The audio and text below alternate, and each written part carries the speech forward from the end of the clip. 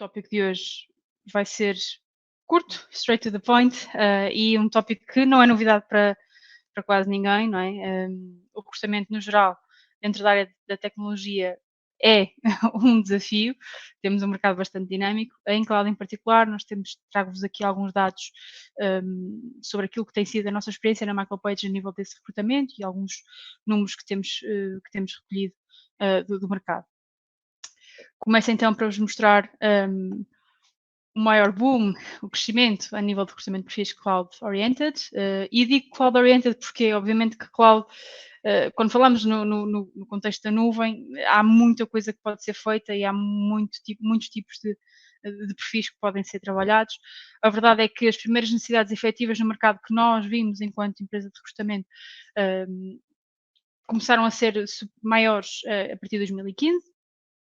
Estas primeiras necessidades tinham como objetivo um foco muito maior a nível aplicacional, a nível de servidores, não tanto a nível de arquitetura de soluções, era tudo muito ainda recente, até porque a vertente de cloud começa a ter um bocadinho mais de força em Portugal em meados de 2010, e portanto levou aqui algum tempo até as empresas, e principalmente porque o nosso tecido empresarial é composto por PMEs, portanto levou algum tempo para que as empresas apostassem neste tipo de perfil e neste tipo de migração também. Havia muita dúvida em termos da segurança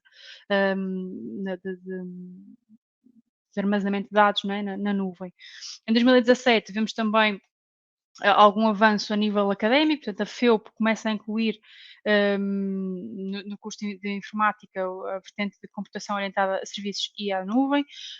Em 2018 é o maior boom de recrutamento na cloud, ou seja, é mais ou menos nesta altura, neste ano, que nós percebemos um maior crescimento a nível de recrutamento na cloud, desde cloud engineers, specialists, arquitetos, as empresas vão cada vez mais apostando nesta área, a migração é clara, dividida entre os três principais fornecedores, embora a Microsoft continue a ser por pouco, mas continua a ser a maior player no nosso mercado.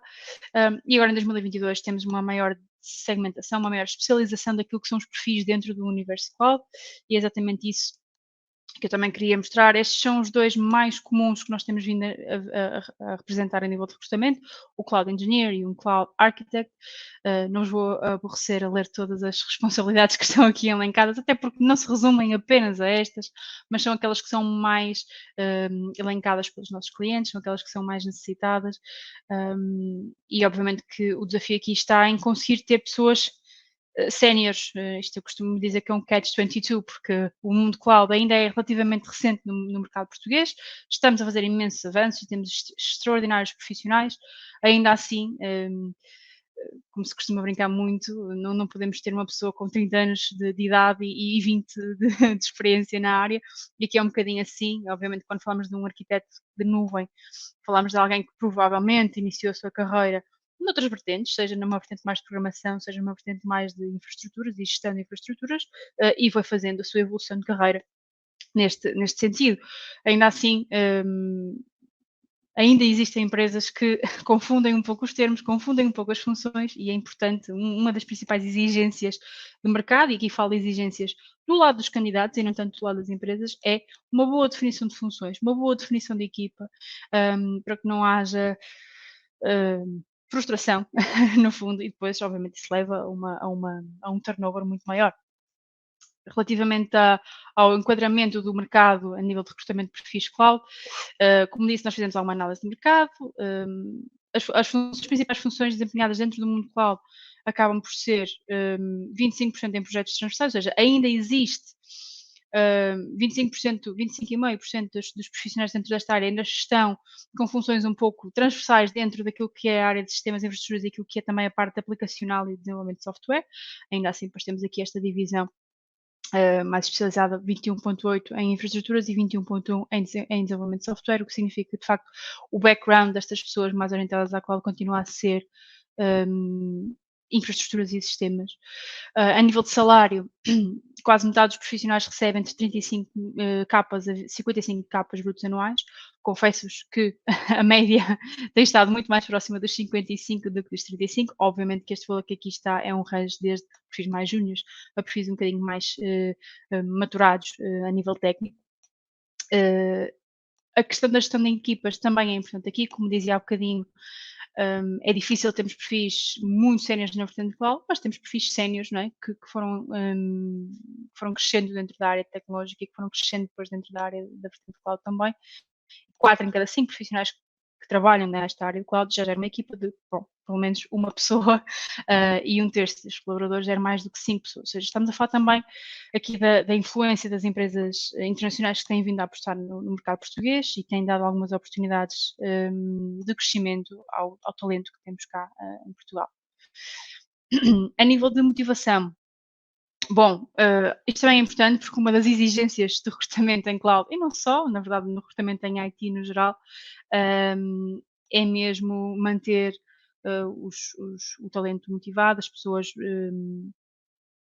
felizes, até sendo aqui um bocadinho clichê, mas estando satisfeitas com a sua função, com a sua posição na empresa, com o seu salário também, e temos de facto aqui alguns indicadores sobre a percepção que os candidatos com os quais nós temos mais contacto têm sobre a sua função. Portanto, dentro deste contexto de cloud, candidatos entre os 3 ou menos anos de idade, desculpem, 3 ou menos anos de experiência, quer dizer, na empresa, ou então com mais de 4 anos, consideram que têm um percurso profissional bem definido e possibilidades de evolução de carreira. Portanto, claramente esta percepção positiva é maior com elementos mais júniores e não tão alta com candidatos mais séniores. O mesmo se passa com a motivação, o mesmo se passa com a contribuição para o desenvolvimento profissional e o mesmo se passa com a questão salarial.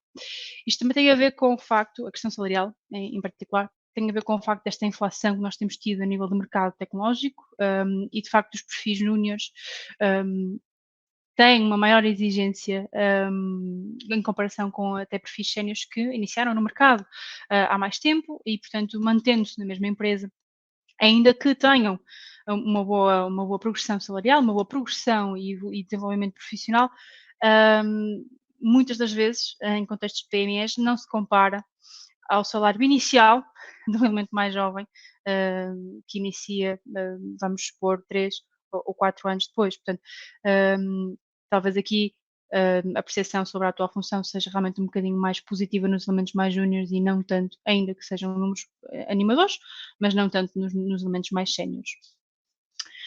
A nível de exigências de mercado, bom, acho que pelo meu discurso dá para perceber que um dos critérios mais importantes para estes elementos, e aqui eu falo no setor das IT e não só na vertente cloud, como o Filipe explicou, a minha área de especialização é mesmo a área de cibersegurança, infraestruturas, sistemas e da vertente cloud, e portanto, neste contexto, sim, os critérios mais importantes para uma mudança, ou mesmo para se manterem nos mesmos projetos são o salário, em 69,8% de motivação, digamos assim, o tipo de responsabilidades, a evolução de carreira ou a possibilidade de evolução de carreira e mobilidade, obviamente, também a nível de projeto. Aqui, confesso que estes dados eu poderia ter colocado isto de outra forma, porque menciono a mudança de localização, que é verdade, ainda temos muita gente disponível para este tipo de mudança, embora este tipo de mudança refere-se um pouco mais ao trabalho remoto, ou seja, à disponibilidade que as pessoas têm para trabalhar com empresas externas, mesmo que não tenham entidade a nível português, e que possam realmente ter outros desafios, outro tipo de salário também, não é? Isto é bastante, a mobilidade e o trabalho remoto tem sem dúvida sido dos principais critérios numa mudança ou numa escolha de projeto. A nível da dimensão da empresa, metade dos profissionais que foram aqui qualificados não considera que a dimensão da empresa seja importante. A verdade é que nós também temos sentido que pelo menos até o final de 2021, a maior parte dos candidatos dá maior valor à questão salarial, às responsabilidades e à vertente tecnológica, à liberdade tecnológica que tem, a nível de escolha de providers, escolha de ferramentas, escolha da arquitetura também. E, portanto, muitas das vezes em empresas mais pequenas, não havendo tanta hierarquia e às vezes mesmo burocracia, não é? Acabam por ter essa liberdade e um maior impacto nos seus projetos, portanto, daí esta percentagem ser tão elevada. Hum, Passo aqui a dar alguns conselhos, não vou nós não estamos aqui a inventar a roda, simplesmente passa por aquilo que nós ouvimos nas entrevistas que fazemos, nos projetos que gerimos, e deixo aqui 5 principais conselhos para reter talento nesta área. Primeiro, e mais uma vez repetindo-me um pouco, manter-se a par do valor salarial do mercado. Portanto, é essencial que se comunique a toda a gente eh, um, a importância de coincidir e, como digo aqui, até às vezes exceder o valor atual oferecido no mercado, isto porque é muito fácil, como eu disse no início desta apresentação, o mercado está extremamente dinâmico, felizmente cada vez temos mais empresas a apostar no talento português e por muito que uma pessoa goste do projeto e tenha bons benefícios, se de facto a questão salarial não estiver a acompanhar o mercado que está disponível, porque temos um mercado cada vez mais global, não é? Não vai fazer sentido e vai levar a que a pessoa depois, de facto, tente procurar outras opções. A nível de olhar para o universo de startups, como dizia há pouco, não só pela questão da liberdade e autonomia de tomada de decisão nos projetos, mas também pela liberdade de novos desafios. Falo aqui um pouco do exemplo da Google, que oferece os famosos 20% do tempo para inovar em novos projetos, trabalhar em projetos de interesse pessoal. Há muitas empresas em Portugal que já o fazem. Confesso, não tanto a 20%, mas talvez a 10%, mas que realmente faz sentido a nível técnico, digo, para estes perfis. Depois, obviamente, além do salário, e vejo que está aqui alguém já a questionar o que é que valorizam além do salário, outro tipo de benefícios, como digo aqui, oferece excelentes benefícios que podem ser, e normalmente são, a flexibilidade, seja de local de trabalho, seja de horário de trabalho, até porque normalmente estamos a falar de funções que trabalham bem e às vezes até melhor em horário não típico, não é? Seja para fazer uma intervenção, para fazer uma migração, não é? E portanto, este tipo de benefícios, a flexibilidade, os planos flex, não é? Que agora estão muito mais em voga com as empresas, não só portuguesas, mas as empresas em Portugal, ou seja, dar a liberdade às pessoas, aos colaboradores, de escolherem de um leque de benefícios, seja por exemplo, tickets de infância, questões de ajudas de deslocação, combustível, formação mais específica, hã, planos de poupança-reforma. Confesso-vos que até mesmo na Michael Page, que não é uma empresa puramente tecnológica, também já o faz, porque percebemos que de facto se tivermos aqui pessoas com diferentes faixas etárias, diferentes contextos familiares, contextos pessoais, vão precisar de benefícios, vão identificar benefícios diferentes para si. Portanto, o valor, obviamente, que deverá ser o mesmo de colaborador para colaborador, ou seja, vamos supor que temos mensalmente para este tipo de benefícios 200, 300 euros, além do salário base, que ajudam a pessoa a gerir melhor a sua vida e o seu contexto pessoal. A questão da formação, bom, pode parecer clichê, mas na verdade é o que nós mais ouvimos nas nossas entrevistas. A formação é realmente um fator importante, além dos outros que já mencionei, para o candidato dentro desta área. Principalmente é valorizado quando as empresas ajudam com os cursos de certificação. Nós todos sabemos que não são propriamente fáceis para qualquer pessoa e principalmente uma área em que ainda está a desenvolver-se imenso e que há muito para explorar, faz sentido haver este tipo de investimento na formação, quer a pessoa uh, tome essa iniciativa, quer a própria empresa perceba que para aquele tipo de função e para aquele tipo de desenvolvimento profissional naquela área faça sentido. Portanto, a formação é sem dúvida um dos top 5 pontos a reter. Depois, a discussão do percurso profissional, sem dúvida também que é importante. Ora bem, se nós temos uma pessoa na nossa equipa que expressa abertamente o interesse em mudar ou em progredir numa determinada direção, vamos supor que temos aqui de facto uma pessoa que já está numa função, vou pegar nas 2 de exemplo, de Cloud Engineer há 5 anos, e está na empresa há, vamos dizer, 2 anos e meio, está quase a fazer os 3, vá, e procura essa progressão para uma vertente mais de arquitetura ou até mesmo de gestão de equipa ou de gestão de projeto, melhor a melhor coisa que, o gestor deste elemento pode fazer é de facto ajudar a traçar essa mudança na organização, porque, pior do que ter uma pessoa, interna, descontente e desmotivada é perder essa pessoa, sem dúvida.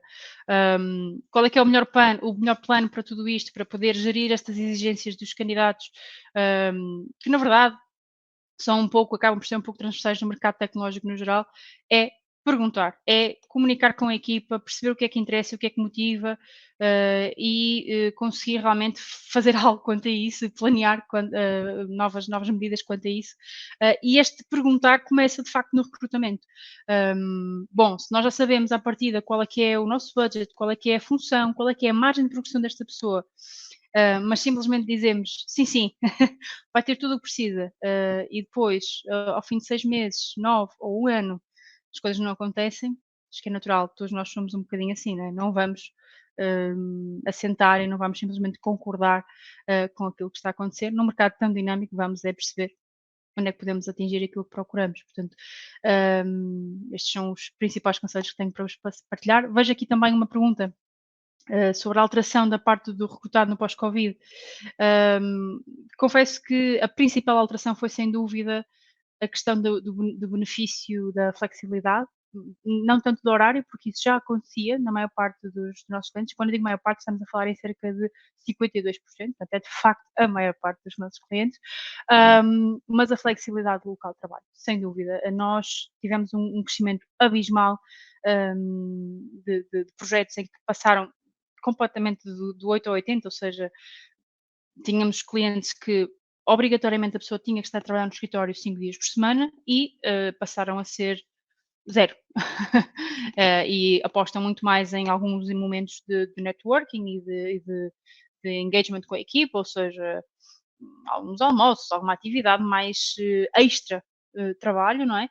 Sendo que, ok, o horário de trabalho que a pessoa gere ou que lhe interessa mais, porque pode iniciar às 8 da manhã e sair às 5, pode iniciar às 10 e sair às 7, conforme o que fizer mais sentido, ou pode até fazer pausas durante o meio do dia.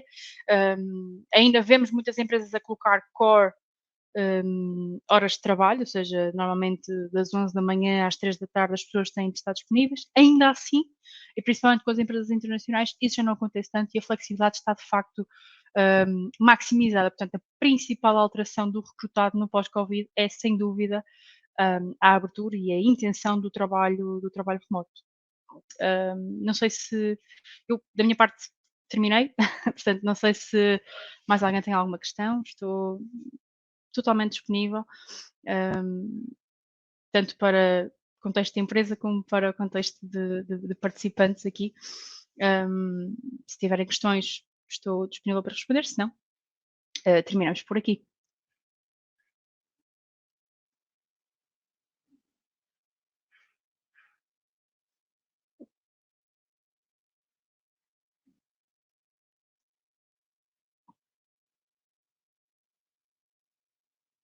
Bom, penso que não há questões. De qualquer das maneiras, a apresentação também foi curta. Se quiserem saber mais, mantenho-me disponível. Tenho aqui os meus contactos e nós, sim, na Michael Page temos alguns projetos em aberto, portanto, sinta-se à vontade. Desculpem, como fazer a passagem de um perfil sério para uma função nova? Bom, esse é um grande desafio, de facto. Na verdade, como disse há bocadinho, essa discussão deve ser traçada desde o início, se a pessoa tem essa vontade, os seus objetivos devem ser traçados a par com a sua gestão e tentar perceber quais é que são as opções dentro de uma empresa, né? Se estivermos a ponderar a mesma empresa. Não é fácil, mas existem algumas áreas em que é mais natural, como eu dizia há pouco, uma pessoa sénior, por exemplo, numa vertente de sistemas, de gestão de infraestruturas, de gestão de sistemas, como dizia, o conhecimento base e também o conhecimento base e os anos de experiência, obviamente, estão muito mais intrinsecamente ligados, não é, a esta componente, a esta migração para a nuvem. Portanto, as empresas nós notamos que as empresas estão muito mais abertas a este tipo de perfil e preferem até, e aqui acredito que já seja mais uma questão geracional, preferem perfis séniores que pretendam fazer essa mudança para uma função um bocadinho diferente, um bocadinho mais especializada, ou um bocadinho mais fora da caixa, do que um perfil júnior. Vamos supor, eu não sei, também há aqui uma subjetividade, que é o que é um perfil sénior, não é? Se estivermos a falar de alguém com 7, 8 anos de experiência, já podemos considerar que é uma pessoa sénior na sua área. Mas se estivermos a falar, por exemplo, de um candidato, de uma pessoa que está a trabalhar, fez um estágio, vamos supor, um pequeno estágio extracurricular, está agora a integrar no mercado. Muitas vezes temos empresas que dizem, ok, esta pessoa vem com conhecimento fresco, sem vícios, não é? Vamos apostar. Mas a verdade é que a maioria das empresas não tem tanto essa visão. Prefere alguém mais sénior, alguém que já tenha passado por diferentes contextos e que possa rapidamente, não é, acelerar o passo e acompanhar as mudanças. Portanto, respondendo mais objetivamente à sua questão, como fazer a passagem para um perfil sénior para uma função nova é de facto, tem que ter acompanhamento da sua gestão direta, tem que ter esse investimento da formação também, não é? Não só o seu a nível pessoal, porque pode fazê-lo a título gratuito, existem imensas plataformas onde o pode fazer, mas também, obviamente, com a ajuda da sua empresa e com as oportunidades que lhe são passadas. Portanto, é um processo. Também acho que devemos ser coerentes e pensar que a mudança não acontece em 2 meses ou 3 meses, possivelmente em 6, num ano, não é? Normalmente as avaliações de desempenho estão muito linkadas a este tipo de progressão e normalmente as empresas é assim que o fazem, ou de 6 em 6 meses ou anualmente. Portanto, normalmente é um processo um bocadinho ainda um pouco demorado. Espero ter esclarecido.